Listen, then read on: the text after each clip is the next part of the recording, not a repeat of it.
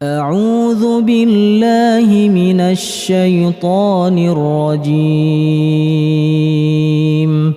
بسم الله الرحمن الرحيم.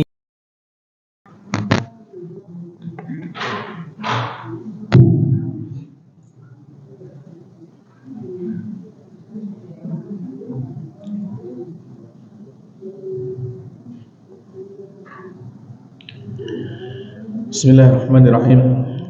Assalamualaikum warahmatullahi wabarakatuh.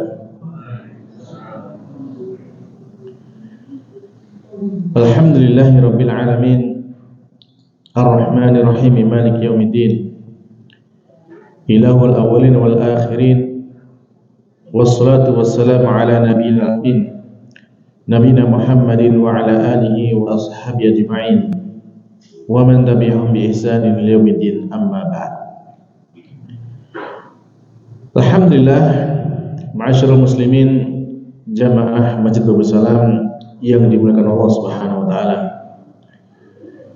Senantiasa kita bersyukur kepada Allah Subhanahu wa taala, yang mana Allah Subhanahu wa taala juga terus memberikan nikmat yang banyak kepada kita.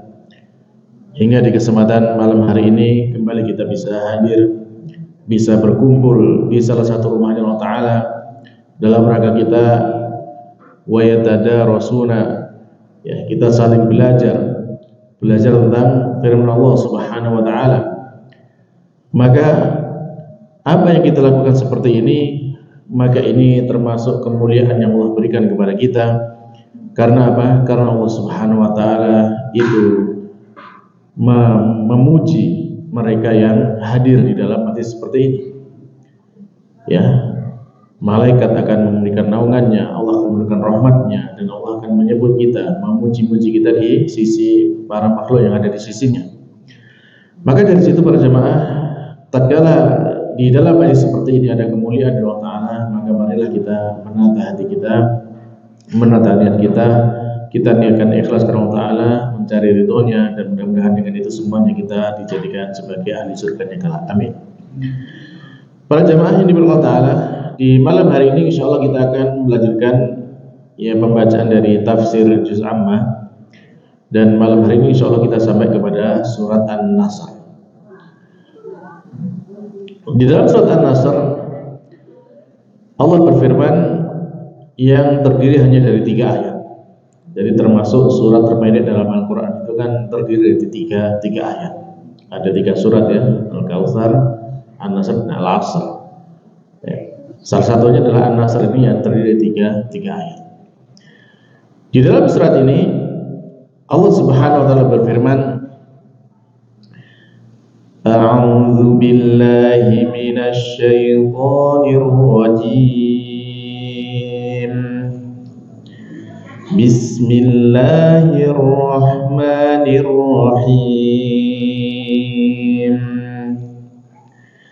Idza jaa nasrullahi wal fath wa ra'aitan nasa yadkhuluna fi dinillahi afwaja fasabbih bihamdi rabbika wastaghfir innahu kana tawwaba. Semoga Allah Ta'ala memberikan keberkahan kepada kita dari apa yang telah kita dengar dari firman Ta'ala ini. Amin. Para jemaah, di dalam surat An-Nasr ini sepakat, ya, bahwasanya ini adalah surat Madaniyah. Ya, surat Madaniyah kemarin definisinya apa? Ya, jadi surat yang diturunkan setelah hijrahnya Nabi Muhammad SAW dari Mekah ke Madinah. Nah, surat An-Nasr ini, ya, dijelaskan oleh para ulama bahwasanya surat ini turunnya di Mekah atau di Madinah kotanya. Ya, jadi turunnya di Mekah. Jadi ukurannya adalah yang dinamakan surat Madaniyah itu adalah ukurannya setelah hijrah. Meskipun turun di Mekah, tetap digunakan surat Madaniyah. Ya. Jadi terjadi pada waktu haji wada, ya, haji perpisahan Nabi Shallallahu Alaihi Wasallam. Dan ini termasuk surat terakhir yang turun secara utuh kepada Nabi Muhammad SAW. Jadi ini adalah surat yang turun secara utuh kepada Nabi Muhammad SAW, surat An-Nasr ini. Yang mana ini diriwayatkan dari sahabat Ubaidillah bin Abdillah ibni Utbah. Beliau mengatakan bahwasanya ya Ubaidillah ini muridnya Ibnu Abbas ya. Jadi beliau telah berkata kepadaku sahabat Abdullah bin Abbas radhiyallahu anhu, ya, yang mana beliau mengatakan bahwasanya ta'lam akhir surah nuzilat minal Quran, ya, nuzilat jami'an. Jadi apakah kamu mengetahui surat terakhir yang diturunkan dari Al-Quran ini, yang itu diturunkan secara utuh? Ya, maka kemudian dia menjawab, ya, saya tahu, yaitu surat Idza Jaa Nasrullahi wal Fath. Maka kemudian sahabat Abdullah bin Abbas mengatakan, "Sadaqta, kamu benar." Hadis riwayat Imam Muslim. Jadi ini menunjukkan kepada kita bahwasanya surat An-Nasr ini adalah surat terakhir yang turun secara utuh. Nah, dijelaskan juga dari sahabat Abdullah bin Umar radhiyallahu anhu bahwasanya surat ini turunnya itu di Mina pada waktu haji wada. Jadi saat haji wada itu Rasulullah ketika ada di Mina, yang Mina ini kan termasuk dekat Mekah kan ya. Nah, maka disitulah turun surat An-Nasr ini. Dan kemudian turun juga firman Allah Ta'ala dalam surat Al-Maidah ayat ketiga, Al-yawma akmaltu lakum dinakum wa atmamtu 'alaikum ni'mati wa raditu lakum Islama dinan.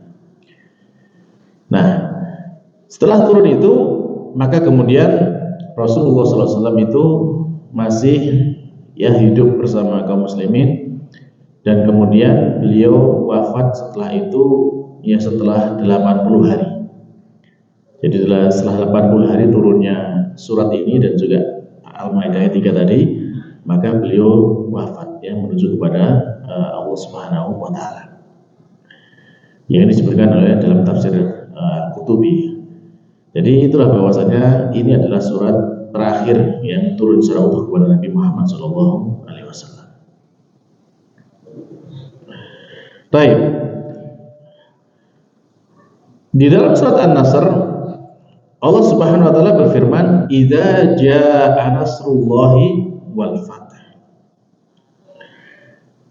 Apabila telah datang pertolongan Allah dan al-fath, yaitu kemenangan. Nah, ayat ini secara konteks berbicara kepada Nabi Muhammad SAW. Sedangkan pertolongan Allah yang dimaksud di sini nasrullah, ya, maka itu adalah pertolongannya Allah Subhanahu wa taala yang diberikan kepada umat manusia. Dan tentunya bahwasanya pertolongan yang Allah berikan kepada umat Nabi Muhammad SAW, yaitu ada banyak, ya ada banyak.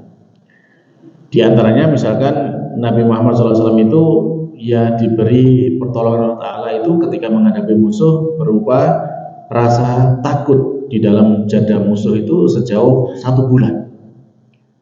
Yang beliau bersabda kepada kita, "Nusirtu birra'bi masirata syahri." Jadi saya diberikan pertolongan oleh Allah Subhanahu wa taala dengan adanya rasa takut di dalam diri musuh itu sejauh 1 bulan. Jadi ketika misalkan beliau itu akan ya berperang ataupun akan menyerang kepada musuh gitu ya, jarak tempuh itu masih waktu 1 bulan, mereka sudah ketakutan, musuhnya sudah ketakutan. Dan tentunya yang seperti ini para jamaah, ini menjadi sebab kemenangan yang besar. Kenapa?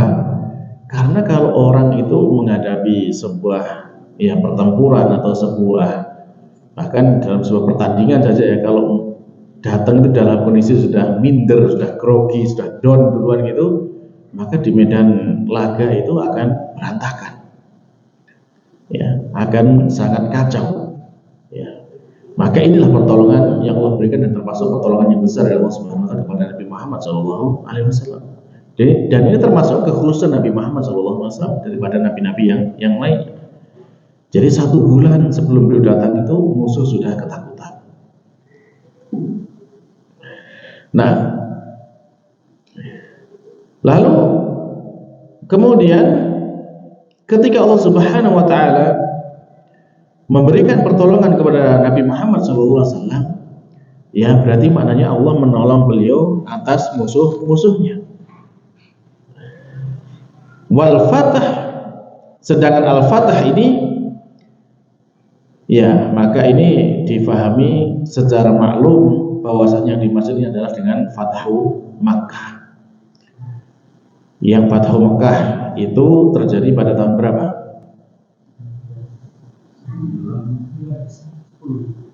8 Hijriah. Ya. Jadi itu Fathu Makkah. Nah, Fathu Makkah ini kan terjadi setelah ada masa gencatan damai antara Nabi Muhammad dan orang-orang Quraisy. Pada tahun 6 Hijriah, ketika Nabi Muhammad SAW itu akan melaksanakan ibadah umroh, itu kan mereka dicegat sama orang Quraisy, diberhentikan di Hudaybiyah kan gitu. Lalu kemudian mereka tidak boleh masuk ke Mekah untuk melaksanakan ibadah umroh. Lalu kemudian terjadilah perjanjian di sana, itu perjanjian damai, gencatan senjata, ya, antara pasukan Quraisy dengan pasukan kaum muslimin. Gencatan senjata disepakati selama 10 tahun tidak boleh ada yang saling menyerang. Maka dari situ kemudian dimanfaatkan Nabi Muhammad SAW untuk berdakwah, menyebarkan Islam, termasuk juga dengan mengirim surat-surat kepada para raja gitu. Nah, akan tetapi ya setelah berlangsung selama 1 tahun dari perjanjian itu, ternyata kan perjanjian itu mengikat juga kepada sekutu-sekutu mereka. Jadi sekutu Quraisy dan juga sekutunya Nabi Muhammad atau sekutunya kaum muslimin, mereka semuanya terikat dengan perjanjian tidak boleh saling menyerang. Nah, ternyata setelah setahun dari perjanjian itu, ada yang namanya Bani Bakr. Itu dia punya menjadi sekutunya orang Quraisy. Nah, sebelum adanya perjanjian ini, Bani Bakr ini punya permusuhan dengan Bani Khuza'ah. Ya, ada permusuhan di antara mereka. Ya, namanya masa jahiliyah kan saling terjadi peperangan di antara mereka kan, saling merampok, saling menjarah kan gitu. Nah, karena ada dendam dari Bani Bakr kepada Bani Khuza'ah ini, maka Bani Bakr ini minta tolong kepada orang Quraisy untuk menyerang Bani Khuza'ah. Ditolonglah mereka sama orang Quraisy, dikirim bantuan, perbekalan perang, dikirim senjata, dikirim bahkan tentara dari kalangan orang Quraisy untuk menyerang Bani Khuza'ah.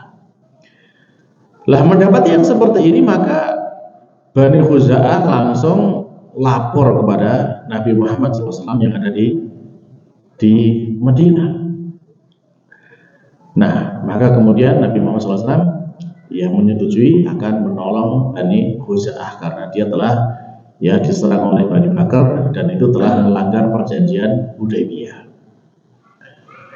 Nah, melihat yang seperti ini, maka orang Quraisy pun mereka merasa menyesal. Kenapa mereka yang meminta untuk dibuat perjanjian, tapi mereka malah yang mengingkari, mereka malah yang membatalkan perjanjian itu.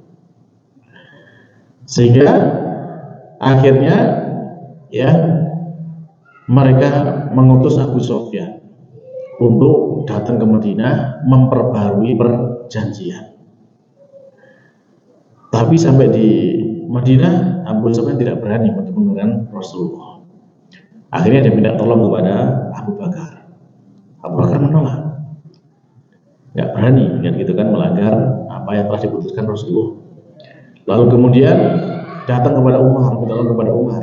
Umar pun menolak, tidak mau memberi wasilah kepada Abu Sufyan untuk minta kepada Nabi Muhammad SAW. Lalu dia datang kepada Ali dan juga kepada Fatimah. Tetap saja mereka tidak mau membantu Abu Sufyan. Nah, maka ini menunjukkan kepada kita bahwasanya ya orang-orang kafir, ya orang kafir termasuk di sini orang kafir Quraisy itu tidak layak untuk diberikan pertolongan karena mereka telah melanggar perjanjian dari Nabi Muhammad SAW. Maka kemudian Rasulullah SAW menyiapkan pasukan dan bersiap itu terkumpul sebanyak 10.000 pasukan. Pasukan yang dari Madinah semuanya ikut, baik dari kalangan Muhajirin maupun kalangan Ansor ikut ya, bersama Nabi SAW berangkat ya menuju ke Mekah. Dan di dalam peperangan ini, Fathu Mekah ini, Nabi Muhammad SAW itu merahasiakan ya agar jangan sampai kemudian rencana ini bocor kepada orang Mekah. Dan kemudian ya beliau berangkat itu ya dengan berdoa kepada Allah juga agar Allah merahasiakan juga misi ini. Sempat ada salah seorang sahabat ya yang namanya itu Hatib bin Abi Balta'ah. Ini mau membocorkan apa yang telah menjadi rencana Rasulullah kepada orang Mekah. Ya, sempat dia menulis surat dan mengutus kurir untuk menyampaikan surat ini kepada orang Mekah, kan itu. Akan tapi kemudian ya perbuatan itu ditangkap, ya ketahuan dan ditangkap dan dilaporkan kepada Rasulullah SAW. Nah, akan tapi karena sahabat Hatib ini, ya ketika ditanya oleh Rasulullah, ya beliau mengatakan bahwasanya kenapa engkau melakukan ini wahai Hatib? Maka dia mengatakan bahwasanya saya tidak melakukan karena saya murtad atau saya cinta kepada kekafiran, tidak. Tetapi saya melakukan ini karena dia itu merasa punya hutang jasa kepada orang Quraisy, karena orang Quraisy yang telah menjaga keluarganya. Jadi keluarganya masih ada di Mekah. Maka Nabi mengatakan bahwasanya ya dia benar, dia jujur gitu kan dengan ucapannya. Maka Nabi Muhammad waktu itu ya sahabat yang ada di sekelilingnya sudah marah ini kan, ada sahabat yang membocorkan rahasia Nabi, termasuk sahabat Umar minta izin agar membunuh Hatib ini. Maka Nabi mengatakan bahwasanya oh tidak. Kenapa? Karena Hatib ini termasuk sahabat yang ikut perang Badar. Ya, sahabat ikut perang Badar itu Allah menyatakan malumah syi'tu, sudahlah kalian berbuat terserah kalian. Ya, itu qad ghafartu lakum, Allah sudah mengampuni dosanya orang yang ikut perang Badar. Ini luar biasa keistimewaan. Ya ini kan dosa besar ya, membocorkan rahasia Rasulullah, dosa besar. Tapi karena dia dulunya telah menjadi pasukan perang Badar, maka tetap saja diampuni oleh Allah Subhanahu wa taala dan tidak mendapatkan hukuman atas dosa yang dia lakukan. Nah, ini menunjukkan ya keutamaan mereka yang ikut ya perang Badar. Maka sahabat Umar yang tadi ingin membunuh Hatib ini pun merasa menyesal karena dia lupa dengan firman Allah Ta'ala dan kemudian dia menangis atas perbuatannya tadi. Ala kulli hal para jamaah. Kemudian ketika Rasulullah SAW sudah sampai di Mekah, ya beliau itu sampai di sana pada bulan Ramadan tahun ke-8 Hijriah, tepatnya pada tanggal 20 Ramadan. Nah, beliau sampai di sana itu dalam kondisi tiba-tiba ya orang-orang Mekah itu sudah terkepung. Kan beliau membagi pasukan, kan ada yang di sebelah masuk dari sisi utara dari pintu barat, semuanya dari pintu masuk Mekah sudah dikepung oleh pasukan kaum muslimin. Sehingga orang-orang Quraisy mereka merasa ketakutan dan mereka merasa sudah nggak ada harapan. Karena memang mereka yang menjadi pemicu ya kesalahan ada di pihak mereka. Nah, sehingga kemudian di sana Nabi SAW ketika masuk kota Mekah, ya beliau menyatakan siapa yang masuk rumahnya aman, siapa yang masuk masjid aman, siapa yang masuk rumahnya Abu Sufyan aman.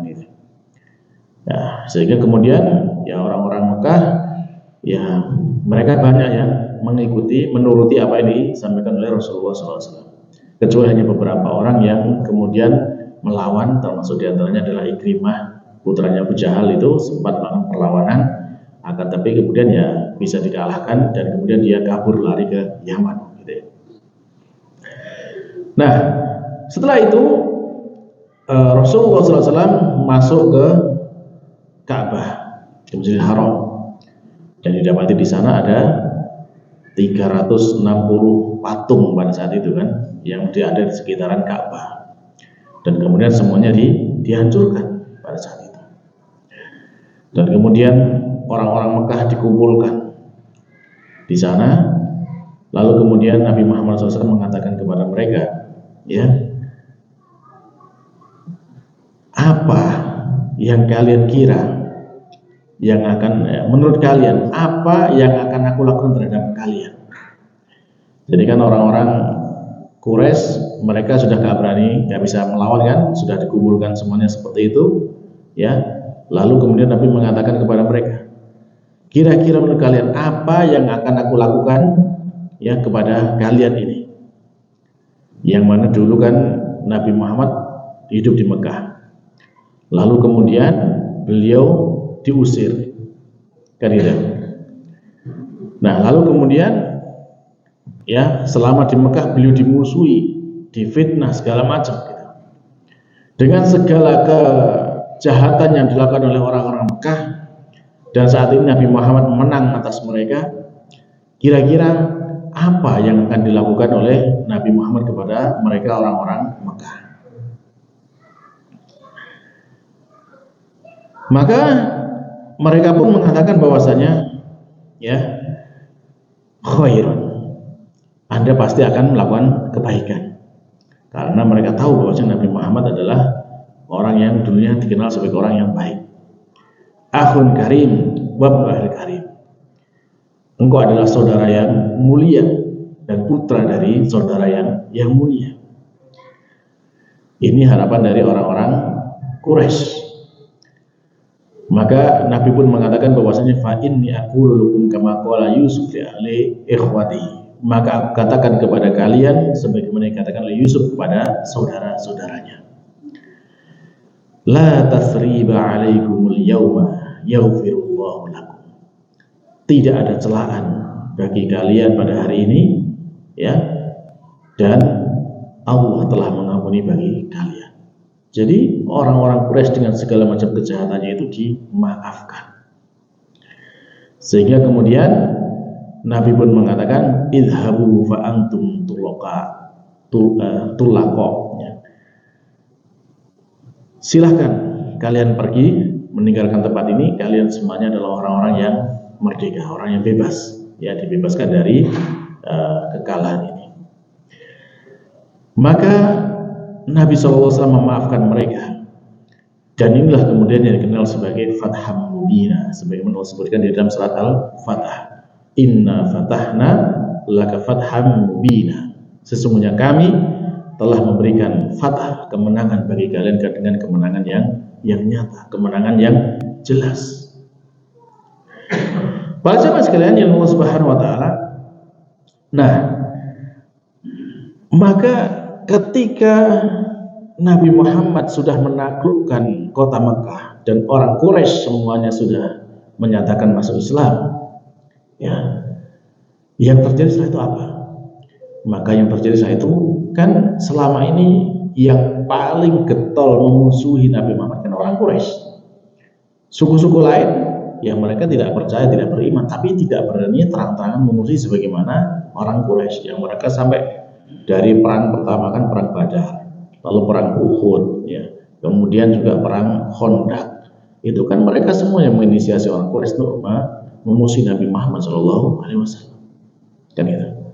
Nah, sehingga ketika orang Quraisy sekarang sudah menyerah dan sudah masuk Islam, gitu, maka ini menjadi berita yang besar di kalangan bangsa Arab dan menjadikan suku-suku yang ada di sekitar Arab sana itu mereka semuanya juga pada berbondong-bondong masuk Islam.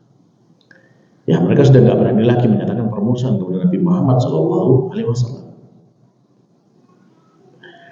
Ya, sehingga Allah menyatakan yadkhuluna fi dinillahi afwaja idza jaa nasrullah wa ra'aitan nasa yadkhuluna fi dinillahi afwaja.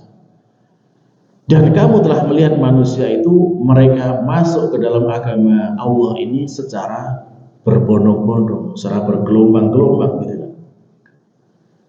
Kalau dulu sebelum Fatu Mekah, orang masuk Islam itu kan sendiri-sendiri. Satu orang masuk, nggak berani rame-rame kan ya. Tapi setelah Fatu Mekah, maka mereka itu ya rombongan menyatakan diri masuk Islam. Nah, sehingga tahun berikutnya, tahun 9 Hijriah itu, ketika Nabi Muhammad SAW sudah kembali ke Madinah, maka tahun 9 itu dikenal sebagai tahun apa? Tahun ya namanya Amul Wufud. Amul Wufud itu dikenal sebagai tahun banyaknya delegasi-delegasi.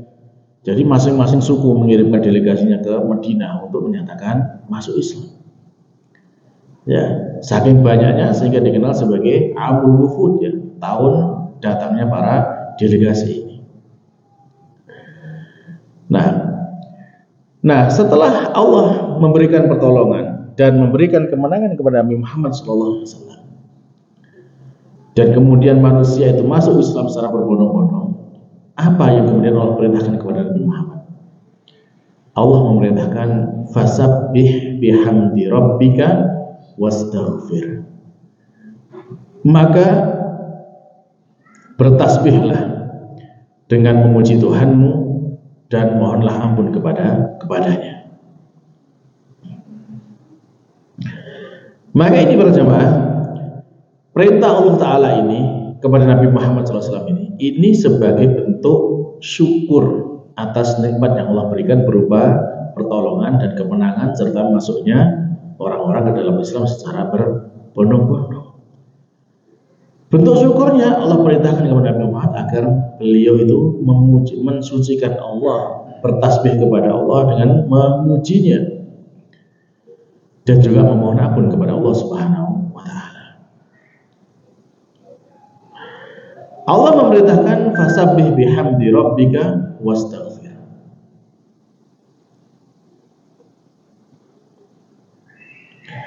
Nah, kalau kita perhatikan di dalam firman Allah yang lain, ya, ketika Allah menurunkan Al-Quran, Allah itu berfirman, Inna nahnu nazzalna 'alaikal Qur'ana tanzila. Sesungguhnya kami telah menurunkan kepadamu Al-Quran itu dengan turun secara berangsur-angsur. Surat Al-Insan ayat 23. Lanjutannya apa? Ketika Allah menurunkan Al-Quran, lanjutannya apa? Apakah Allah memerintahkan untuk bersyukur? Tidak, ternyata Allah memerintahkan adalah fasbir, maka bersabarlah. Jadi setelah Allah mengabarkan bahwa Allah telah menurunkan Al-Quran, ya, lalu kemudian Allah memerintahkan dengan bersabar. Apa ini maknanya? Seharusnya kan Allah turunkan Quran kan sebagai nikmat, harusnya kan bersyukur kan gitu kan. Tapi ternyata Allah memerintahkan agar bersabar. Ini menunjukkan kepada kita bahwasanya kalau Al-Quran itu sebagai petunjuk hidup kita diturunkan kepada Nabi Muhammad dan kemudian diajarkan kepada umat manusia, kira-kira umat manusia itu akan menyambut dengan sukacita atau menyambutnya dengan permusuhan? Gimana para jemaah? Ya, umat manusia itu kalau diajari Quran banyak mereka yang memusuhi orang yang mengajarkan Al-Quran. Sekarang gini loh, Nabi Muhammad SAW sebelum menjadi Nabi itu kan beliau digelari dengan gelar Al-Amin kan, orang yang terpercaya. Semuanya percaya kepada Nabi Muhammad, tidak ada yang istilahnya meragukan tentang ya kejujuran Nabi Muhammad SAW, sehingga digelari Al-Amin. Tapi begitu beliau mengajak umat manusia pada masa itu untuk beriman kepada Allah Ta'ala, mempercayai Al-Quran, beriman kepada Al-Quran, apa yang terjadi? Mereka langsung memusuhi, ya, mereka langsung memusuhi Nabi Muhammad SAW. Jadi inilah yang kemudian ketika Al-Quran ini diajarkan kepada orang, banyak orang itu justru merasa berat, tidak mau menerima kalau belajar. Sehingga apa? Kalau kita mau mengajarkan Al-Quran, maka di situ butuh yang namanya kesabaran. Fasbir li hukmi rabbik, maka bersabarlah kalian ya terhadap hukum dari Tuhan. Dan ini memang sunatullah para jemaah. Kalau kita mengajarkan kebaikan, maka itu pasti ada orang yang tidak suka. Ya, pasti ada yang memusuhi. Ya. Maka kalau kita di situ, maka kita harus bersabar. Nah, disinilah kemudian kalau kita bandingkan dengan apa yang Allah berikan berupa pertolongan dan kemenangan itu, maka disitulah kemudian ya saatnya Nabi Muhammad bersyukur kepada Allah Ta'ala, dan kemudian Allah perintahkan dengan bertasbih dan memuji Allah Ta'ala serta memohon ampun kepadanya. Para jemaah sekalian yang dirahmati Allah, kalau kita mau ya merenungkan terhadap surat An-Nasr ini, maka Allah memerintahkan Nabi Muhammad untuk bertasbih dan memujinya. Tasbih itu adalah mensucikan Allah Subhanahu wa Ta'ala dengan dari segala hal yang tidak layak disematkan kepada Allah Ta'ala. Sedangkan memuji itu adalah kita memuji Allah dengan segala kesempurnaannya dan diiringi dengan adanya rasa cinta dan rasa pengagungan kepada Allah Subhanahu wa Ta'ala. Itu yang namanya alhamd. Nah, ini kedua-duanya diperintahkan kepada Nabi Muhammad SAW agar beliau mensucikan Allah, bertasbih dan memujinya. Lalu perintah berikutnya adalah perintah beristighfar, memohon ampun kepada Allah Ta'ala. Istighfar para jamaah, kita memohon ampunan. Ampunan itu apa? Ampunan itu bahwasanya kita ini kan semua punya dosa kan? Ada yang merasa tidak punya dosa? Ya, tidak ada kan? Semua kita kan pasti punya dosa. Nah, konsekuensi dosa itu apa? Kan adanya hukuman kan?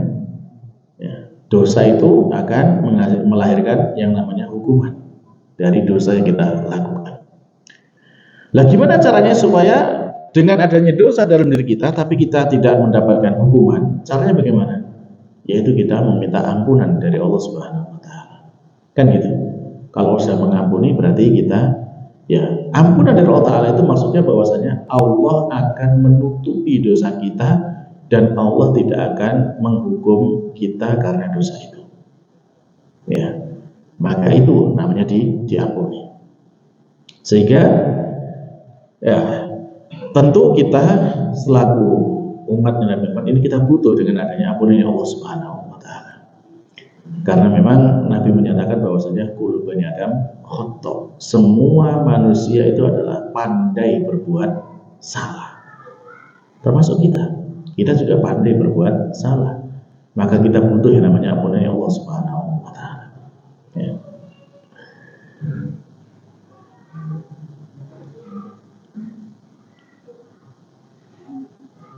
Bahkan para jamaah, kalau kita pengen masuk surga, pengen ya, pengen masuk surga, pengen.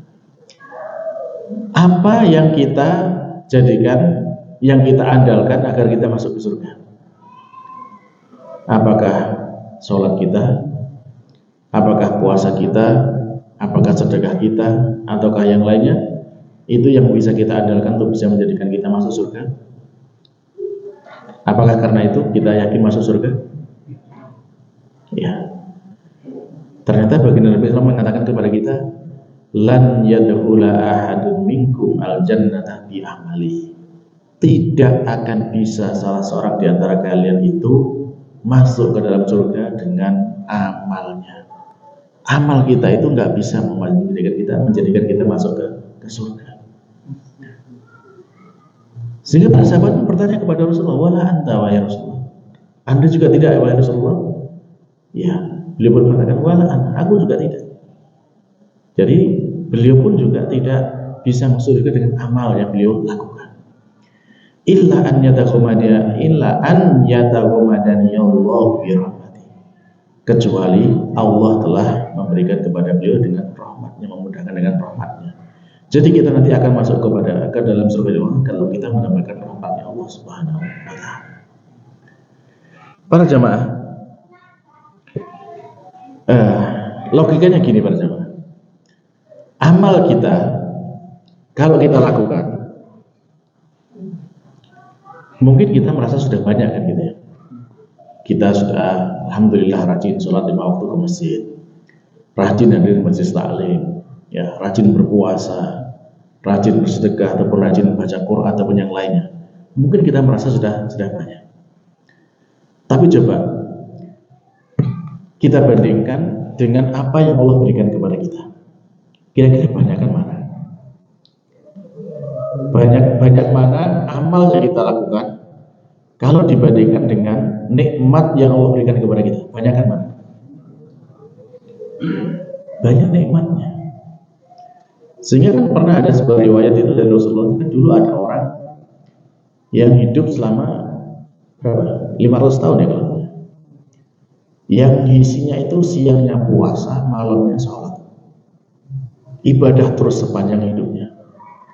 Lalu kemudian di akhirat dia dimasukkan ke surga karena rahmatnya Allah Subhanahu wa taala. Dia protes. Enggak ya Rasulullah, ya tidak, wahai Allah, saya ingin masuk surga dengan amal saya. Karena amalnya merasa banyak gitu kan. Tapi kemudian ditimbang amal itu dengan nikmat yang dia baru dengan satu mata saja itu sudah tidak bisa menebus apalagi dengan nikmat yang lainnya. Maka dari sini para jemaah, ya, kalau kita yang merasa amal kita sudah banyak, jangan kemudian kita mengandalkan dengan amal itu untuk bisa masuk surga, tapi tetap kita memohon kepada Allah Ta'ala dengan amal yang kita lakukan itu kita mendapatkan rahmatnya Allah Subhanahu wa taala, sehingga kita semuanya dimasukkan surga atas dasar rahmatnya Allah Subhanahu wa taala. Jadi itulah para jemaah, ya. Nah, lalu kemudian Allah menutup surat ini dengan firman-Nya, ya, fasabbih bihamdi rabbika wastaghfir innahu kana tawwaba. Sesungguhnya dialah Allah itu adalah zat yang maha penerima taubat. Allah senantiasa akan menerima taubat seorang hamba, ya, selama seorang hamba itu mau bertobat dan kembali kepada Allah Subhanahu wa taala. Seberapa banyak pun dosa yang kita lakukan, kalau kita bertobat kepada Allah Ta'ala, itu pasti diampuni oleh Allah Subhanahu wa taala. Ya, tentunya dengan syarat-syarat taubatnya, ya. Syarat taubat disebut oleh Imam Nawawi itu ada 3. Yang pertama, menyesal kenapa dia melakukan dosa itu. Yang kedua, meninggalkan dosa itu, segera berlepas diri dari dosa itu. Lalu kemudian yang ketiga adalah, ya, bahwasanya dia berjanji, bertekad bulat, ya, tidak akan mengulangi lagi dosa itu. Lalu Muhammad saya menambahkan 2 syarat lagi. Yang pertama, ya, tambahannya adalah harus ikhlas kepada Allah Subhanahu wa taala. Dan tambahan yang kedua adalah masih dalam waktu diterimanya taubat. Ya, kalau waktu diterima taubat itu ya sebelum matahari terbit dari barat.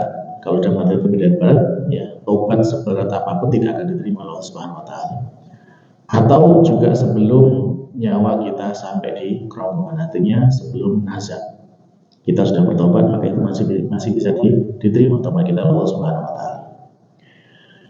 Dan taubat ini para jemaah, ya tentu bahwasanya Allah Subhanahu wa taala itu sangat senang kepada seorang hamba yang ketika dia itu berbuat dosa, dia itu bertobat kepada Allah Subhanahu wa taala. Dia kembali kepada Allah Taala dengan bertobat, ya, dengan melakukan tadi syarat-syarat tobatnya tadi itu. Sudah dilaksanakan syaratnya dengan baik dan benar, terus kemudian kok terulang lagi, bagaimana? Ya tidak, ulangnya lagi tobatnya, bertobat lagi. Ya. Jadi sampai kapan? Ya sampai seterusnya. Selama kita masih punya dosa, ya selama itu juga kita harus bertobat kepada Allah Subhanahu wa taala. Selama kita jujur, maka insya Allah Allah akan memberikan kemudahan bagi kita untuk terus bertobat kepada Allah Subhanahu wa Ta'ala. Ya. Allah menyatakan di sini, innahu kana tawwaba. Sesungguhnya Allah adalah zat yang maha menerima taubat. Tapi para jemaah sekalian yang dimuliakan Allah Ta'ala. Nah, surat An-Nasr ini secara makna, ya, di sana itu mengandung ya beberapa faedah gitu ya. Di antaranya bahwasanya faedah dari surat ini berisi kabar gembira kepada Nabi Muhammad SAW. Yang kabar gembiranya berupa apa? Yaitu berupa dan pertolongan dari Allah Subhanahu wa Ta'ala, ya, dan ya berupa kemenangan yang Allah berikan kepada Nabi Muhammad SAW. Lalu kemudian di dalam surat ini juga mengandung perintah kepada Nabi Muhammad SAW agar beliau itu bertasbih, mensucikan Allah Subhanahu wa Ta'ala, dan juga memuji Allah Subhanahu wa Ta'ala dengan bertahmid dan juga beristighfar kepada Allah Subhanahu wa Ta'ala atas segala hal yang telah dilakukan. Dan kemudian yang ketiga, bahwasanya termasuk kandungan daripada surat ini, di dalam surat ini itu juga berisi isyarat. Isyarat apa? Isyarat tentang datangnya ajal dari Nabi Muhammad SAW. Ajal beliau sudah dekat. Ya, hal ini sebagaimana yang pernah dilakukan oleh sahabat Umar radhiyallahu anhu. Beliau itu di masa kepemimpinannya itu kan membentuk sebuah tim gitu ya, tim yang berisi para ahli, orang-orang senior dari kalangan sahabat. Mereka adalah para veteran perang Badar, baik kalangan Muhajirin maupun kalangan Ansor. Tetapi pada masa itu dimasukkan juga sahabat yang masih kecil, sahabat Abdullah bin Abbas radhiyallahu anhu masuk dalam tim itu. Nah, orang-orang yang merasa senior, merasa sepuh ini kan, lah ini kok ada anak kecil ikut dalam timnya mereka gitu kan. Padahal mereka juga punya anak-anak yang seusia ini, kok nggak ada yang dimasukkan di situ. Sehingga mereka bertanya-tanya dan disampaikanlah kepada sahabat Umar. Lalu sahabat Umar selalu khalifah, ya, memanggil mereka dan kemudian menanyakan tentang apa yang difahami oleh mereka dari surat An-Nasr ini. Ya. Lalu ya mereka ya menjelaskan dengan apa yang mereka pahami setelah dohirnya. Ya, setelah dohirnya tadi berupa kabar gembira, berupa perintah untuk bertasbih, perintah bertahmid, perintah untuk minta ampunan gitu kan. Itu yang mereka pahami. Lalu kemudian setelah mereka menjelaskan seperti itu, sahabat Umar bertanya kepada sahabat Abdullah bin Abbas, apa pendapatmu wahai Ibnu Abbas? Maka sahabat Ibnu Abbas mengatakan bahwasanya, ya Amirul Mukminin, wahai Amirul Mukminin, huwa ajalu Rasulillah sallallahu alaihi wasallam. Jadi ini surat ini adalah surat yang berisi kabar tentang ajalnya Rasulullah Sallallahu Alaihi Wasallam. Ya, jadi ketika Allah sudah mengabarkan Nabi mendapatkan pertolongan, Nabi mendapatkan kemenangan, manusia semua sudah masuk Islam. Terus apa lagi? Ya, selain itu adalah sudah selesai misinya Nabi SAW, sehingga kemudian beliau akan dipanggil Allah Subhanahu Wa Taala dan menghadap kepadanya di Ar-Rafiqil A'la. Maka sahabat Umar pun setelah mendapatkan penjelasan dari sahabat Ibnu Abbas, ya, beliau mengatakan, wallahi ma'alamu minha illa ma ta'lam. Demi Allah, ya, apa yang aku ketahui daripada surat itu, ya seperti apa yang kamu ketahui. Jadi memang benar seperti itu kenyataannya, bahwasanya surat ini adalah isyarat tentang ajalnya, ya, Nabi Muhammad Shallallahu Alaihi Wasallam. Dan ini menunjukkan tentang kecerdasan dari seorang sahabat Abdullah bin Abbas, meskipun masih kecil tetapi memiliki pemahaman yang jauh lebih mendalam daripada sahabat-sahabat yang senior. Maka itulah kemudian ya mereka ridho bahwasanya sahabat Ibnu Abbas itu masuk dalam timnya mereka. Dan setelah ini, setelah turunnya surat ini para jamaah, Rasulullah SAW itu kemudian mengamalkan. Karena Allah ini memerintahkan fasabbih, maka bertasbihlah bihamdi rabbik, dengan memuji Tuhan, wastaghfir, dan mohonlah ampun. Maka ini diamalkan Nabi SAW. Setelah turunnya surat ini, maka beliau selalu membaca ya di dalam rukuk dan sujud dengan bacaan apa? Bahasanya apa yang dibaca Nabi ketika rukuk dan sujud? Ya, sebagaimana ayat ini, subhanakallahumma rabbana wa bihamdika Allahumma gfirli. Ya, maha suci engkau ya Allah sebagai Tuhan kami, dan kami memujimu, maka ya Allah ampunilah aku. Ini terus beliau baca ya dalam rukuk dan sujudnya sampai beliau wafat. Subhanakallahumma rabbana wa bihamdika Allahumma gfirli. Ya, jadi ini adalah sebagai bentuk pengamalan apa yang Allah perintahkan kepada beliau dari surat An-Nasr ini. Maka dari sini para jamaah, ya kalau kita mau mengikuti ya sunnahnya Nabi Muhammad SAW dalam mengamalkan surat ini, ya bisa kita baca apa yang beliau baca dalam rukuk dan sujud tadi.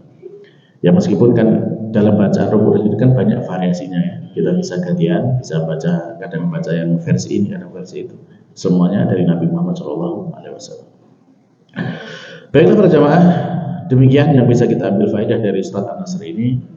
Maka mudah-mudahan apa yang bisa kita sampaikan ini diterima oleh Allah Subhanahu wa taala sebagai amal kebaikan untuk kita semuanya, dan dijadikan sebagai ilmu yang bermanfaat sehingga menjadikan sebab keselamatan kita semua dunia dan akhirat. Amin. Kita cukupkan dengan doa karunia majelis. Subhanakallahumma rabbana wa bihamdika asyhadu an la ilaha illa anta astaghfiruka wa atubu ilaik. Wassalamualaikum warahmatullahi wabarakatuh. لئن شكرتم لأزيدنكم